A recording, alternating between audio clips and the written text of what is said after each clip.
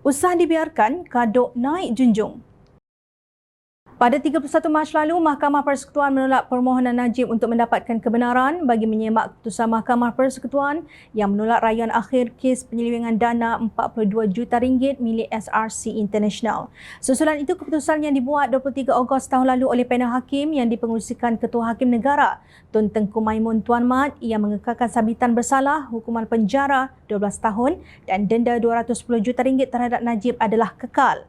Ini bermakna Najib kekal di penjara Kajang dan pilihan terakhirnya untuk dibebaskan ialah menerusi pengampunan diraja daripada Yang di-Pertuan Agong. Datuk Seri Anwar Ibrahim mengakui beliau berada dalam lembaga pengampunan, namun menegaskan kuasa memberi keampunan adalah di bawah Yang di-Pertuan Agong mengikut perkara 42/1 dan 42/2 Perlembagaan Persekutuan.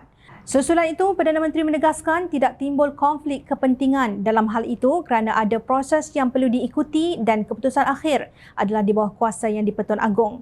Tentunya kita akan patuh kepada peraturan dan syarat. Ia melalui proses ditetapkan walaupun saya akan ada dalam proses itu. Akhirnya, seperti yang diketahui, soal penganugerahan pingat dan soal pengampunan itu wewenang dan budi bicara Yang di-Pertuan Agong, katanya kepada media 2 hari lalu. Menteri Pengangkutan Anthony Locke ingin memberi peringatan dan penjelasan kepada seluruh rakyat Malaysia bahawa isu permohonan pengampunan diraja ke atas Najib Razak tidak pernah dibawa ke dalam mesyuarat kabinet untuk dibincangkan. Malah katanya ia adalah pendirian UMNO sebagai sebuah parti politik dan bukannya pendirian kerajaan perpaduan. Tidak pernah dibincangkan dalam kabinet dan ia bukan pendirian kerajaan. Kita kena tahu membezakan isu padan, iaitu pengampunan, itu adalah pendirian UMNO sebagai sebuah parti politik. Padan dari segi proses, sesiapa sahaja yang disabitkan dengan kesalahan boleh memohon pengampunan.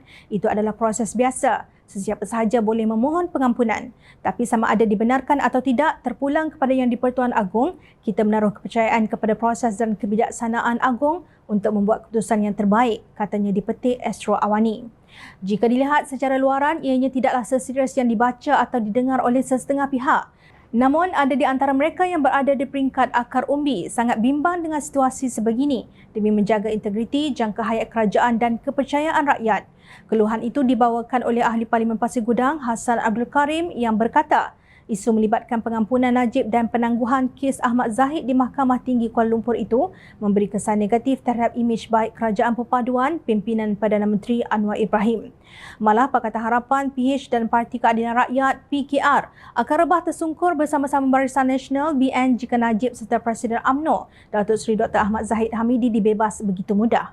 Menurutnya, perkembangan yang berlaku di Mahkamah Tinggi Kuala Lumpur pada Isnin juga amat menyeramkan dan membimbangkan. Nampaknya peranan Peguam Negara berada di kedua-dua gelanggang. Pertama, Peguam Negara mengambil posisi dalam pengampunan Najib di bawah perkara 42/5 Perlembagaan Persekutuan bahawa lembaga pengampunan yang dipengerusikan oleh Yang di-Pertuan Agong hendaklah dianggotai sama oleh Peguam Negara. Seterusnya, melalui perkara 42/9 menyatakan bahawa lembaga pengampunan hendaklah menimbangkan apa-apa pendapat bertulis yang mungkin telah dikemukakan oleh Peguam Negara.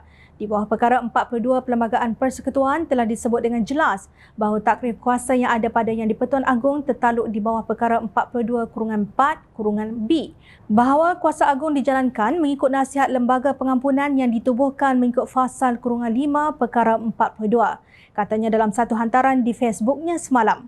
Benar, ia berbahaya dan cukup membimbangkan kepada sesiapa yang mencintai keadilan, ketelusan, kebenaran dan menjunjung kedaulatan undang-undang. Jika Najib diberi pengampunan diraja dan 47 pertuduhan ke atas Ahmad Zahid digugurkan, maka kesan dua hal besar ini adalah suatu malapetaka kepada kerajaan pimpinan Anwar. Perdana Menteri perlu diingatkan, gabungan politik PH dan PKR akan ditolak oleh rakyat dalam 6 pilihan raya negeri PRN tidak lama lagi. PH dan PKR seterusnya akan dinyahkan oleh rakyat dalam pilihan raya umum yang akan datang.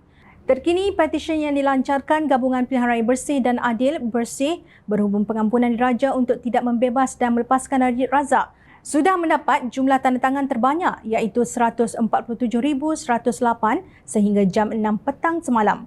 Manakala petisyen membebaskan Najib Razak melalui pengampunan diraja digerakkan oleh individu bernama Arif Lias hanya mencatatkan 14,422 tanda tangan sehingga jam 6 petang semalam. Tuntasnya, kalian sudah menemui jawapannya. Jawapan yang terang seikhlas hati rakyat, jangan pula nanti kata kami rakyat jelata tidak memberi peringatan. Ingat, rakyat sedang dan sentiasa memerhati.